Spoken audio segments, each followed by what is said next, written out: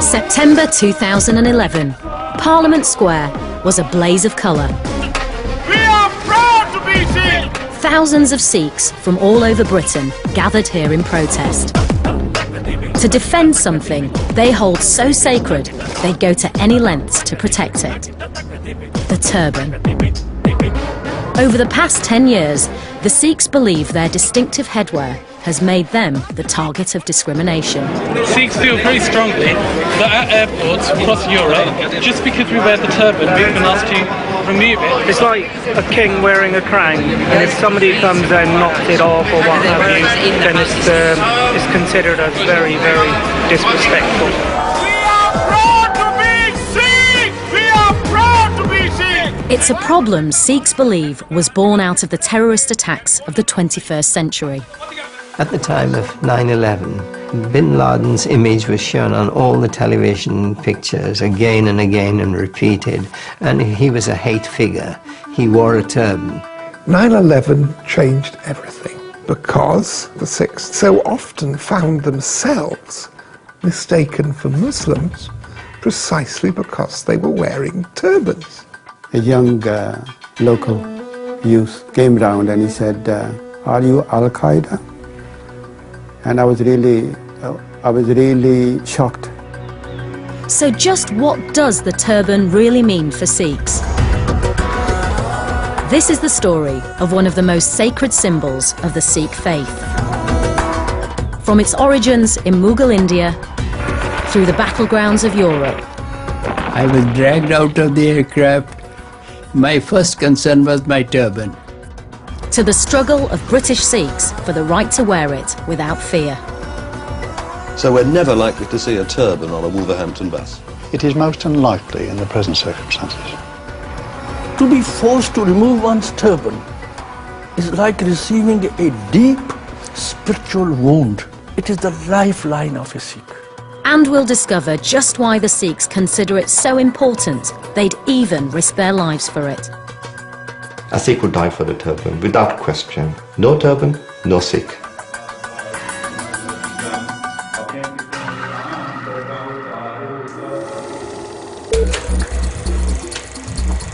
Over the past 50 years, the turban has become a familiar sight on the streets of Britain.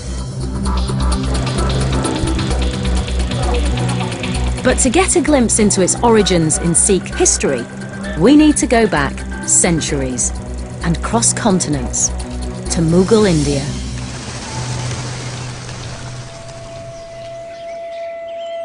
The Sikh faith was founded in the 15th century by Guru Nanak. It was a time when India was fraught with religious division. Muslim against Hindu, caste against caste. But the Guru stressed the belief in one God and the equality of all.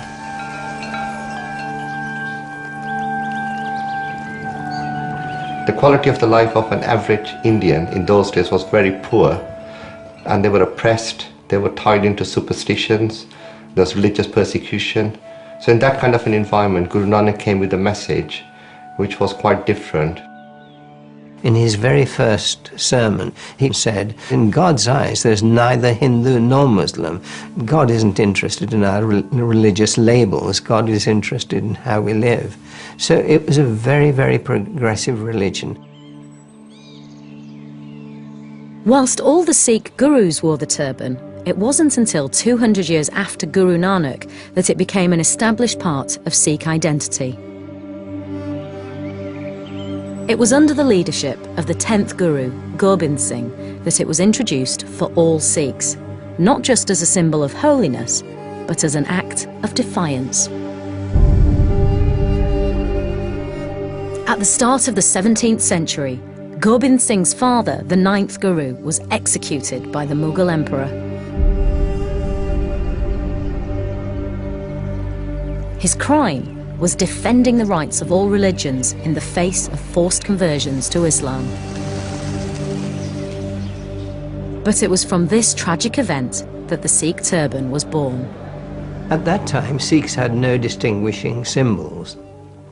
And when the Mughals taunted Sikhs in the crowd to come and claim their master's body, people were scared to do so.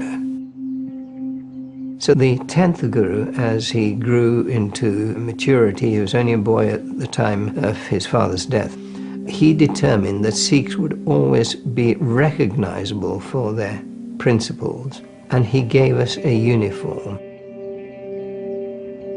Gobind Singh decreed that Sikhs shouldn't cut their hair, and to protect it, they should wear a turban. It was a physical reminder of their faith, and a symbol that made all Sikhs equal and distinctive. It was an extremely brave thing to do because at that time non-Muslims were not allowed to wear a turban. So this is standing up to the might of the Mughal Empire to say this is what we are and this is what we're going to be. Since its origins in Mughal India, the turban has become an article of faith for Sikhs all over the world. And one that's still respected in Britain today.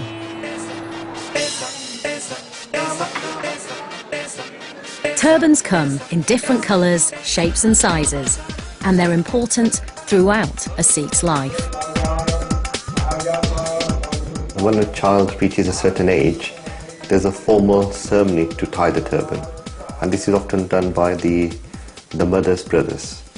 And when a Sikh dies, he dies wearing a turban. So when he's cremated, he's actually wearing a turban. For all Sikhs, however they choose to wear it, the turban is a key symbol of their religious identity. My turban represents who I am. It makes me feel like I can conquer the world. It gives me a unique identity to stand out in front of many people. Obviously, because immediately you look different, you've got to live by certain standards. I mean, you don't want to be swearing, you don't want to be doing bad things. So it encourages you to try to, stay on the right path. The turban is our crown. It sits quite proudly on the top of our heads, and it says to the world, I am a sovereign, I'm an independent person, I am a Sikh. Sikhs in Britain today are able to wear their turbans freely. But that's not always been the case. The story of the turban in this country is a turbulent one, in which Sikh courage and resolve has often been called upon. When the British ruled India in the 19th century, the turban would have been a common sight. But it wasn't until the early 20th century that it began to make its first appearances in Britain. Clearly there were plenty of people from Britain in India who would have observed the turban there and have begun to have been familiar with it. But as far as in Britain itself, I think the immediate consciousness of the Sikh turban would have come about during the course of the First World War. In 1914, British forces took a huge number of casualties fighting in France. The only army that could reinforce them, and that was as big and as well trained, was the British Indian Army. Indian troops took up their places on the Western Front. Although the Sikhs only made up 2% of India's population, they formed 10% of its army. Amongst the 1 million Indians fighting, 100,000 were Sikhs. And the turban was so important for them that in order to continue wearing it, they were prepared to put their own lives in danger. Of course, there was always a problem with the turban and modern warfare. The moment we moved into the trenches in the First World War, tin hats were necessary for very, very obvious reasons. But the Sikhs said, we can't take off our turbans because our hair needs protection, and a tin hat with leather inside it is the last thing we are going to put on our heads. As far as we are concerned, these turbans are adequate protection for us. I think they regarded them as somewhat magical. It should keep the bullets away. It was an act of defiance the army accepted and even encouraged. You'd expect that there'd be pressure from the army for Sikhs not to wear a turban. In fact, it was the opposite. The last war that the British had fought in India was against the Sikhs, and it was very evenly balanced, the conflict, and the British just won. But they had huge respect for the fighting qualities and integrity of Sikhs.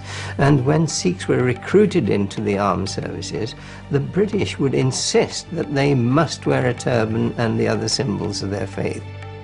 There were stories of British officers coming back and saying they saw Sikhs picking bullets out of their turbans.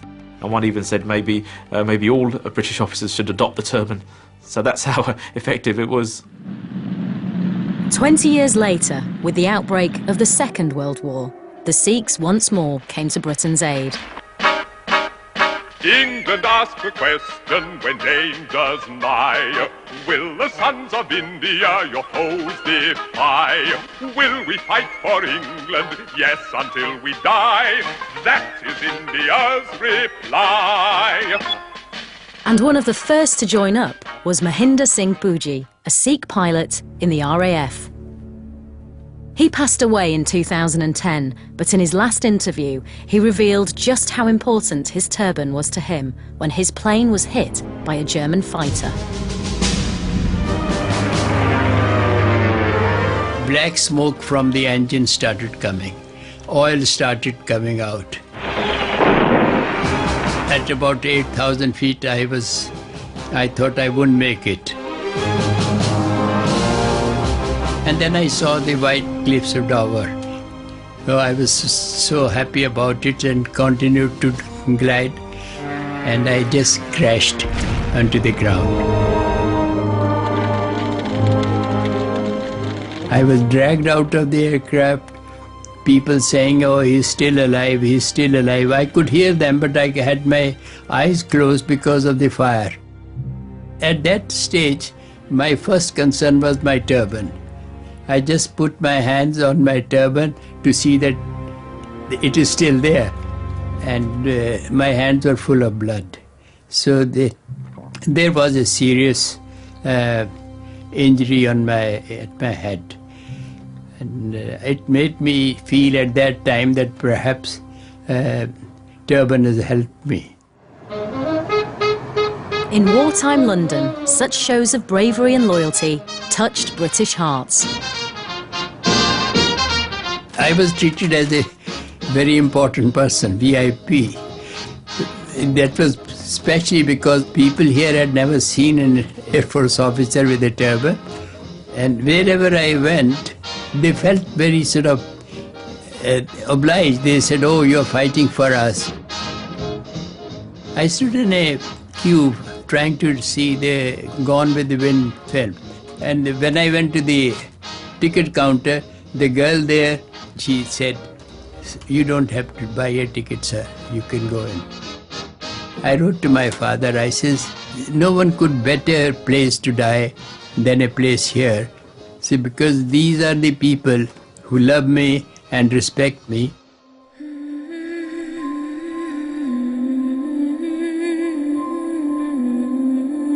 Thousands of Sikhs like Puji were injured or lost their lives in the two world wars. Their sacrifice gave the turban a special status in Britain. During the Second World War and afterwards, the turban was seen as a symbol of loyalty to the British Empire, and the British showed respect for the turban because they surmised if someone is true to their faith, they will be true to the greater society and to the armed services. This is the first time that the world-famous Sikhs have taken part in a tattoo in the United Kingdom. And tonight we in Edinburgh would wish to accord them a very warm welcome.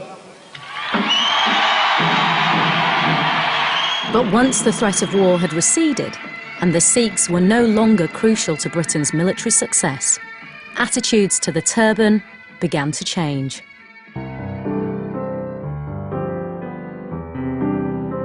From the late 40s, Sikhs from India and East Africa began flocking to Britain to start a new life.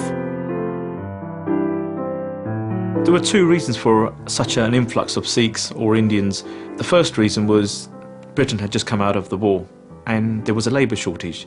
So they invited people from former colonies, which included India, to come and help rebuild the country.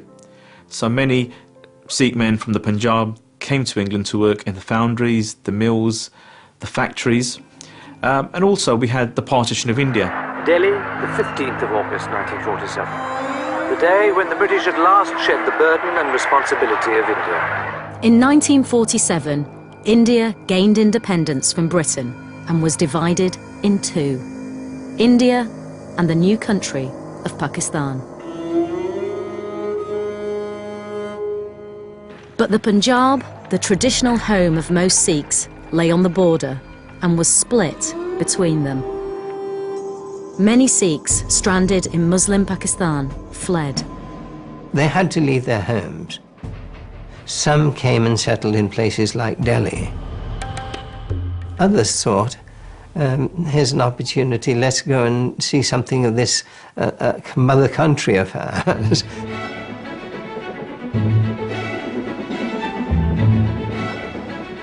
The new arrivals made for London, the Midlands and West Yorkshire, where they often found work in textile mills or industry. For the first time, the turban was a common sight in British cities. But as the Sikhs put down roots, building gurdwaras and establishing their own communities, tensions rose. And it was precisely their appearance that singled them out. They look different and they sound different, and their tastes in matters of food are different. It was hostility to the fact that these folks didn't look like us, didn't behave like us, didn't have the same values as us, and were competing with us for scarce resources, and therefore we did not want them here. And the Sikhs were in some senses at the cutting edge of all of this, because their turbans made them plainly distinctive in religious and cultural terms, as well as in terms of their skin colour. I think if they come to this country, they should be prepared to change and to live the way we do. You know, in their dress and the way they talk. Those that aren't prepared to accept our way of living, they're the ones that are going to get caught out. After years of loyal Sikh service to Britain in the wars, where turbans were required uniform, it was a shock to find that now their turbans often prevented them from even getting jobs. Some British companies refused to employ Sikhs unless they agreed to stop wearing their turbans and cut their hair. Surjit Singh Uppal came to Britain in 1961 and, like many others, felt pressure to conform. I wore the turban when I first came here till 1966. But as a worker, people would look at you, and I was always conscious. They're looking at me because I'm wearing a turban. And I thought this is what I presumed a hindrance to my future prospects. So Surjit made a painful decision. One day, it's sort of very reluctantly, my wife actually cut my hair, and she kept it for a while. I felt bare, you know, something is missing. You lost something which is part of you.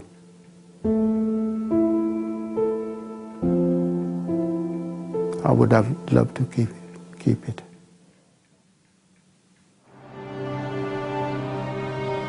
Within a decade, the turban in Britain had been transformed from a symbol of loyalty to one of shame. But the Sikhs' warrior spirit hadn't deserted them. Manchester was the setting for the fight back. In 1957, a group of Sikhs decided enough was enough, and the unlikely arena for the battle was a double-decker bus. In the late 50s, a gentleman by the name of Sundar Singh Sagar enrolled for a position as a bus conductor. Now, after completing his exams, he was told he would need to wear the regulation cap, and he refused. But Manchester Transport Corporation refused to back down, and they told him that if he wanted to work as a bus conductor, then he must remove his turban. And this led to an 8-year campaign. Ujjal Didar Singh remembers his father's stand well. My father said, I am prepared to wear a turban of the same colour and put a Manchester Transport badge on the turban, but I'm not prepared to take my turban off and wear a cap. These regulations affected Sikhs elsewhere. Just down the M6, a similar case kicked off. In Wolverhampton, a Sikh, Mr. Sandhu, who had previously been working on the buses, was ill. He went home, and when he returned from his sick leave, he had grown his beard and was wearing a turban. When I got the job, I was not wearing turban. And in my mind, always I wasn't feeling comfortable because I was Sikh and I believe in my religion and I want to practice my faith.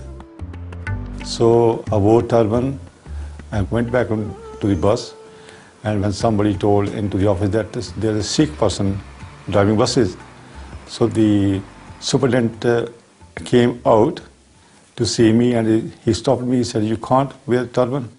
But we've got about 23 nationalities, and I couldn't count how many religions that we have to cater for. And those people, of course, who cannot comply with these regulations would probably have to find employment elsewhere. So we're never likely to see a turban on a Wolverhampton bus? It is most unlikely in the present circumstances. Sikhs took to the streets in protest. But one man decided more drastic action was needed to defend the turban. Mr. Jolly, he was an old, retired police officer. He thought, my God, I have served British peoples all my life, and now I'm hearing that in England you can't wear turban. Then his feelings were hurt. So he approached me and he said, young man, this is what I heard. Is this your true feeling or is it just a laugh? I said, no, it's true feeling and this is what I want to be. Mr. Jolly began to campaign for change. It is a question of principle. If a cross is to the Christians, if I tell you take off your cross and throw it away, and how much you feel it. Similarly, those people who are working there, they are forced to take off their beard and turban. They are forced to throw away their faith. But when his words fell on deaf ears, he made a radical threat. When he said all these methods are exhausted, he declared, he said, if he's not allowed to wear turban, I will burn myself to death. Suddenly, the story was headline news. If you have to die, Mr. Jolly, it's due to happen on Sunday. Are you not in any way frightened at all by the prospect? Well, I am not frightened for nothing. I am not frightened for anything. This is, I shall find it my privilege to sacrifice for the Sikh community. I said, you know, it was a shock to me in a way that somebody want to die for me. He said, I'm not dying for you, I'm dying for the cause. It's not for you, it is the cause. There was already a tradition of Sikhs making statements like that and carrying them out. And Sikhs felt that it would be a disgrace to their community if somebody made that sort of commitment and then didn't carry it through. So it was fully expected that he would give his life. But at the 11th hour, disaster was averted. In the face of such pressure, the corporation backed down. Mr. Avtar Singh Azad became one of the first 2 Sikh bus drivers in Wolverhampton to wear a turban. The manager, Mr. Butler, called us that he said the corporation changed the rules. We can wear the turban now. This is the turban, actually, the blue color we suggested. He supplied us the turban from the corporation. He gave us the free turban to wear on the buses. It seemed to be a triumph for the turban. But the extreme tactics used by Mr. Jolly caused controversy, even amongst Sikhs themselves. In Manchester, the Sikhs had also had success, using diplomatic means. My father didn't agree with any form of threatening behaviour to achieve his goals, because he was a great believer in following procedure and political lines. His feeling was that the threats might actually alienate the local communities against the Sikhs, and that the Sikhs may seem to be radical people, which obviously we're not. And in Wolverhampton, such fears were proved right. The public were dismayed. They were dismayed that there should have been what seemed to be a climb down at gunpoint. I mean, with the fear that somebody was going to become a martyr. And so they expressed their indignation in letters to the press. That doesn't mean that they were all hostile to Sikhs as such or to the turban, but they certainly felt that this was no way for issues to be resolved responsibly. It was one step forward, two steps back. Wolverhampton bus drivers were wearing the turban, but Jolly's suicide threat was a public relations failure. The fight to wear the turban without provoking hostility was far from over. It was in the 1970s that the turban hit the headlines again, in another transport-related conflict. Let your motor running. Head out on the highway.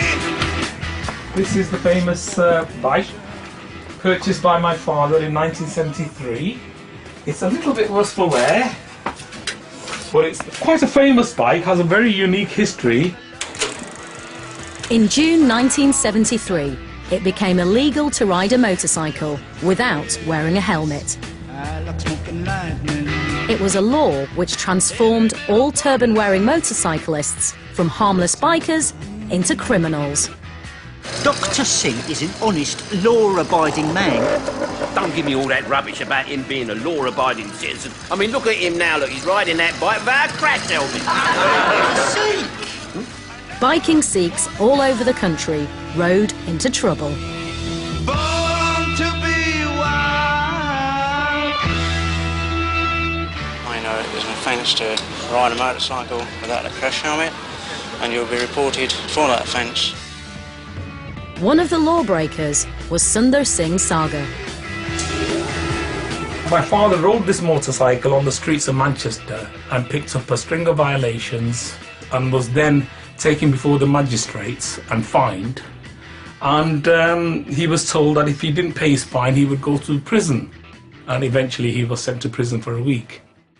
Upon his release, myself and quite a number of the community members met at the doors of Strangeways prison. There was a loud cheer, and he was adorned by garlands. And we had his motorcycle ready, and he mounted his motorcycle in front of the Strangeways gates and proceeded to drive down Bury New Road. And in the short distance of about 1 kilometre, I think he was given traffic violation tickets, I think on 7 or 8 occasions.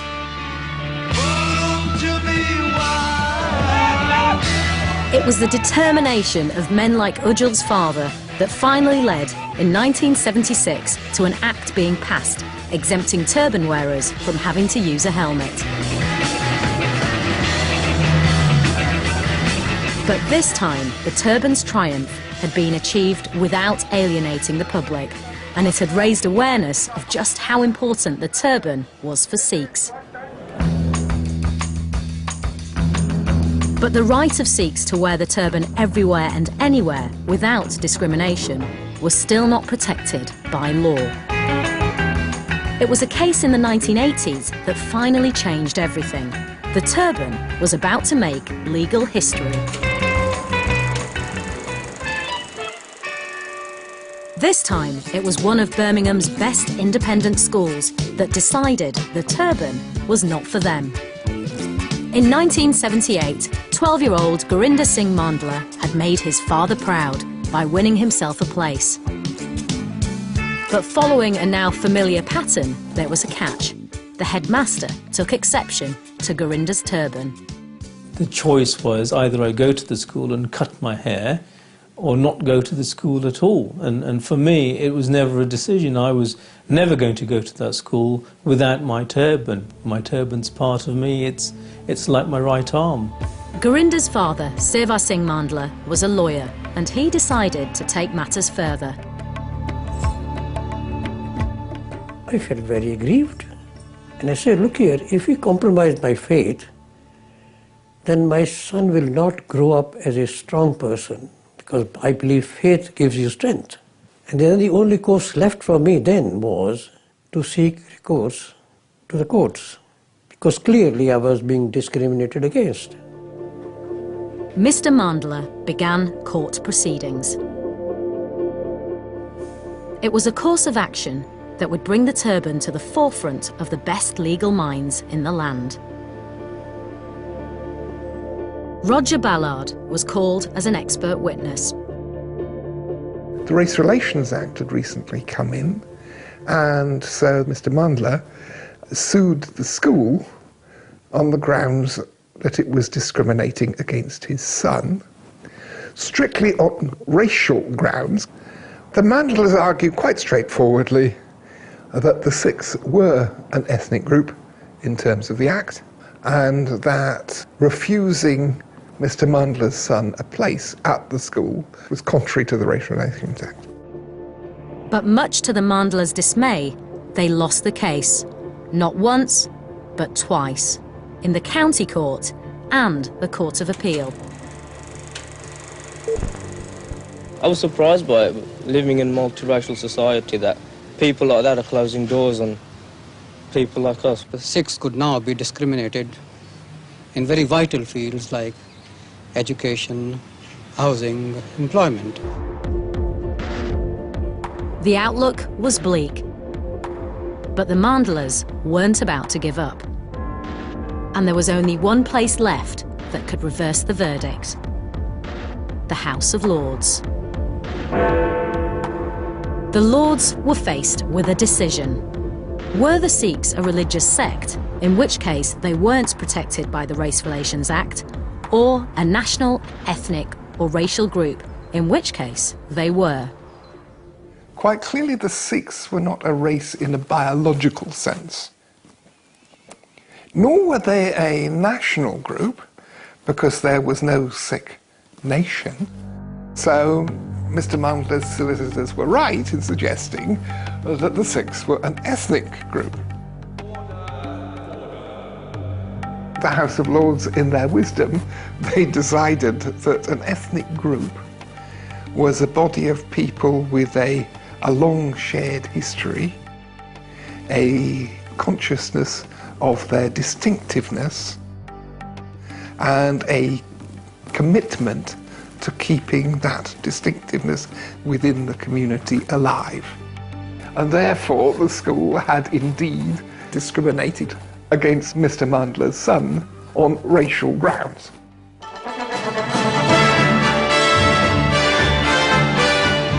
Five law lords have ruled that a Birmingham headmaster broke the law by refusing to allow a Sikh boy to wear a turban for school. After a campaign that had lasted 5 years, it was a victory for the Mandlas and for the turban. I was overjoyed. I was overjoyed, not for myself, but for the community.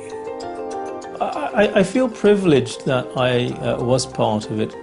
I think the Sikhs collectively showed that the will of the people can ensure that the right to self-worth, the right to one's identity, is now enshrined and protected. The Mandla case changed everything for Sikhs in Britain. Their right to wear the turban in any walk of life was now protected for the first time by law.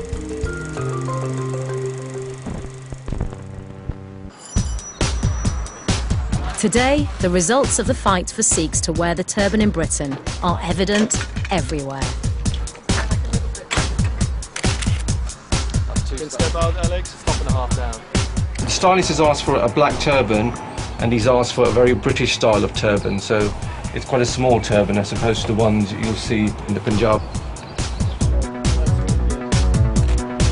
Like it, rest your eyes, rest your eyes. Strong expression, that's great.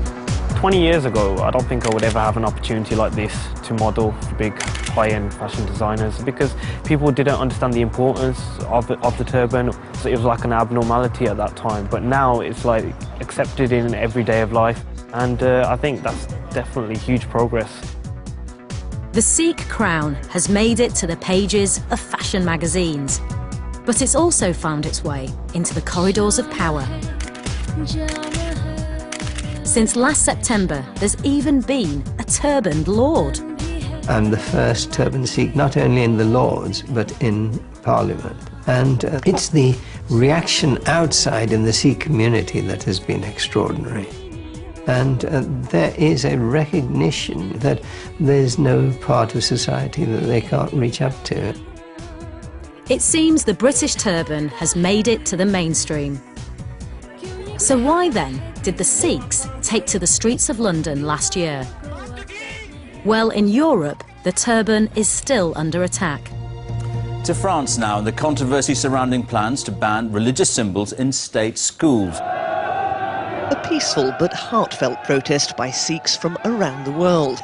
They're upset that the proposed ban on religious symbols in French schools could extend to the turban as well. It's this new threat to the turban which motivated British Sikhs to take up their placards once more. We don't really have this problem in Britain because, you know, British people are aware of our links from the past and are aware of the Sikh culture. It's just mainly for to support our brothers and sisters abroad in Europe.